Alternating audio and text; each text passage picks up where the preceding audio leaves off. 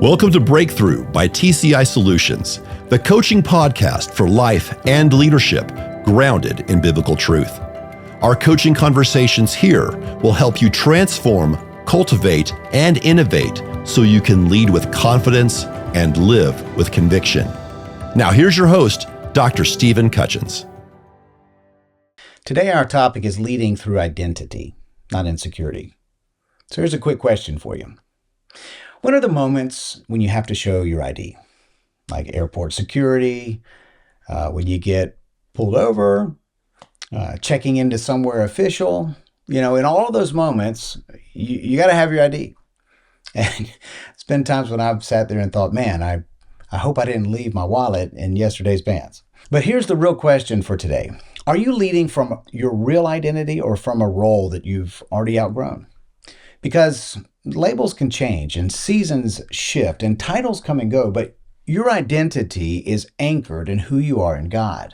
And as a Christian, it's anchored in who we are in Christ. And you don't have to become unstable every time life changes when you have that type of solid ground to stand on. So today we're talking about leading through identity and not insecurity. And if you've ever felt like you've become overtitled and under-centered, then this one's for you.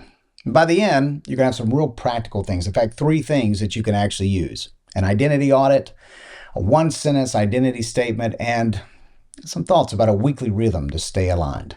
Most leaders don't burn out because they lack skill. They burn out because they lose their center. They know what they do. They know what people expect. They know what needs to happen, but they haven't slowed down enough to ask themselves some simple questions like, who am I when nobody needs anything from me? Who am I when my title changes, like in those transition moments? And if you don't know who you are, leadership becomes exhausting, especially when things are changing. You start managing people's opinions and you start performing. You start controlling things just to feel safe. But that's actually coming from insecurity. Now, some of you are still leading with an expired label on you. Perhaps you've been the fixer, the hero, the peacemaker, the achiever, and all of that's adding up and you haven't been able to peel any of those off, so you're exhausted because you're trying to hold it all together for everybody. And the whole time, you probably hear God's voice whispering, you don't have to perform to be faithful. God is not judging us on our achievement. He's judging us on our faithfulness to what He's called us to be, who He's called us to be. And that really matters. Picture a cardboard milk carton with a big label on it that says milk. Now imagine if somebody came along and poured all the milk out and filled it up with poison. It's got poison all inside. The label is still saying milk. And if you were to drink what's in that carton, that label saying milk is not going to save you because the label could be wrong and what's inside is definitely real. And leaders carry labels all the time. Director, doctor, founder, pastor, coach, CEO, mom, dad, and labels, by the way, they're not evil, but they can be useful, but they're dangerous when you start believing that the label is who you are on the inside. Because when you stop protecting your integrity because you've got this facade or persona that's everyone's seeing, you start protecting your image. Here's what happens. Your competency can take you to a place that your character can't sustain. And you can build a life that looks successful and still feel empty on the inside. Have you seen this? So there's a question here. Does your public life and your private life line up with each other? Is the label the same as what's inside? That's integrity, by the way. Now let me clarify something, because people confuse this sometimes. Integrity doesn't mean that you begin to tell everyone on the outside what's going on the inside. There's a difference between transparency and full disclosure. Transparency is when you're the same person everywhere. You're consistent. Transparency is letting people know who you are and what you're about. But full disclosure is when people get access to the entire story. And not everybody's earned that type of access. And I've watched leaders overcorrect when they start thinking about being transparent and being more in alignment with who they are on the inside. I think of a close friend of mine. I'll just call her Sally for the purposes of this podcast. Sally swung from secrecy to full disclosure with everyone in a moment. And she went from hiding everything, she opened up, but she overcompensated and started broadcasting everything. What she really needed wasn't more exposure. She needed wise relationships and safe counsel and healthy boundaries so that, what she had been hiding didn't get overcorrected and then exposed to people who could, weaponize it. You can load the gun for your enemies when we swing from secrecy to oversharing, for example. But that's not integrity. That's just insecurity with a microphone. It's an overcompensation. So here's the rule. Be transparent with everyone. Be who you are with everyone, but be fully disclosed with only a few. When I feel myself drifting, I come back to 5 questions, not because I'm trying to reinvent myself, but because I'm trying to stay aligned and stay grounded. And here they are. I'm going to share them with you. These are not all original to me, but they're really strong. A question like, who am I?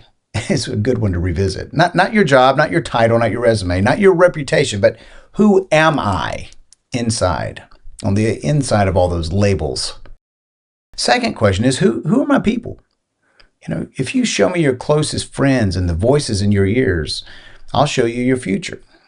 And when you think about your people, you got to remember that not everybody's with you is for you, and not everybody that's for you is going to always be able to be with you. The third question is not only who am I and who are my people, but where am I going? Like, where's all this headed? If you don't know where you're headed, you'll say yes to everything and wake up exhausted every day. If you don't know where you're going, any road will get you there.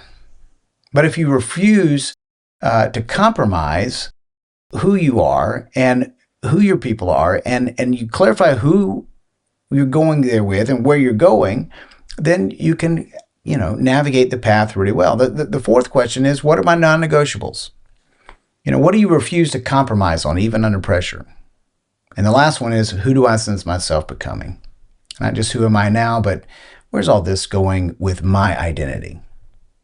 Not who I was, not who people are expecting me to be, but who am I becoming? And listen, this matters. You don't figure all this out alone. You need people who love you enough to tell you the truth, to share the things that maybe you need to know but don't want to hear. You need voices that keep you grounded. And here's how you can spot insecurity in your own leadership. Just a few things. Insecurity doesn't look like leadership. It looks like protecting image, control, ego, and protecting your comfort levels. Insecurity also shows up like this: over-explaining, when you overreact, when you overwork, when you over-control, and you take things personally that aren't personal. But identity does something different. Identity allows you to stay calm. Identity can listen without panicking. Identity, a person grounded in their identity, can correct people without humiliating them. Identity-grounded folks can apologize without collapsing. And when you're grounded in your identity, you can be firm and assertive without being cruel. So let me make this real. Just being honest with you, I've had seasons where I was getting a lot done, but I could feel myself getting sharp with people. Not sinful, not dramatic, just off. And when I've slowed down, I've realized what was happening. I wasn't leading from identity. I was leading from pressure. I was trying to carry a version of myself that had a label that looked strong, but it didn't feel centered. And that's always the warning light for me. And here's a tool you can use even just this week. You can identify in 5 different areas who you are. Your walk with God, for example. Your family life. Your leadership life. Your work life. And your personal life. Think about your health and your rest, your joy. And ask yourself questions in each one of these areas. What does it look like to have a healthy identity here? And what's missing right now in the distinction between what's going on inside and how people are seeing me? Because your identity, if it's healthy, it shows up in more than one room in a really good way. And you don't get to just do this on the weekends or at church or when you're around all the happy places. You got to do it on Toxic Tuesday as well. You don't get to just be successful at work and absent at home. A healthy identity doesn't make you perfect in any of those places, but it makes you consistent wherever you are. Sometimes cultures puts labels on you. The places you work, people misunderstand you, people talk A version of you spreads that isn't even true from time to time. And if you're not careful, you'll start living under that label, trying to disprove it and defend it or outrun it. I try to live by the rule: nothing to prove, nothing to hide, nothing to lose, and nothing to gain. But if you don't have to live under the labels that somebody gave you in a past season, that means you can be free to be who you are now. And you definitely don't have to protect a label just because it flattered your ego in some past season. And if a label doesn't fit anymore, just release it. Your job is what you do. It's not who you are. So let's get really practical. And here's a one-sentence identity statement that can help you filter everything that's going on in your life. It's not a tagline. It's just a compass. If you need language for who you are, try this. Fill in these blanks. I am a blank who helps blank do blank so that they can blank. I am a blank who helps blank do blank so that they can blank. For me, I wrote something like this down years ago. I'm a Christian leader who helps curious and growing people answer hard and tough questions about life and leadership so that they can know who they are and defend what they believe. Keep it clear. Keep it real. What does that sound like for you? Who are you? Who do you help? What do you help them do? And to what end? It's not too complicated. That's a great way of just clarifying for your own self and perhaps everyone around you what you're about, and not just the label, but who are you on the inside. So let's land this whole thing with some traction. 3 takeaways you can start with this week. First, do an identity audit and pick a renewal date. Put it on your calendar like a license renewal. Look at your labels and your titles and your roles and ask, what still fits and what doesn't? What am I still trying to prove that's expired? Then ask one trusted person, where do you see me out of alignment? Second, define your non-negotiables. Write your one sentence and then list 5 non-negotiables you refuse to compromise, even under pressure. Things like, my marriage must stay first. I don't keep secrets. I stay generous. I stay spiritually anchored. Or how about this one? I rest like it matters. And third, run the 5 voices filter. List your 5 closest voices, the ones that are the most prevalent in your ear, including God, by the way. Then ask, do these voices reinforce who I'm becoming, or do they pull me back into insecurity? Of course, God's never going to do that. But what about the other 4? And just make sure he's one of the top 5. And let me say it one more time. Insecurity reacts, identity leads. Now, if this has helped you, I'd encourage you to maybe share it with a leader who may be over-identified with a title, and maybe post something or send a one-sentence identity statement using that template to somebody that's really close to you and see what they think. Because you're not your last label. You are who Christ says you are. That's your identity, and that's what you can move forward with. This is your breakthrough. Thank you for joining us for the BreakThru podcast. If today's coaching conversation inspired you, please like, subscribe, and share our channel. For more insights and encouragement, follow Dr. Stephen Cutchins on your favorite social media platforms. Until next time, keep leading with confidence and conviction.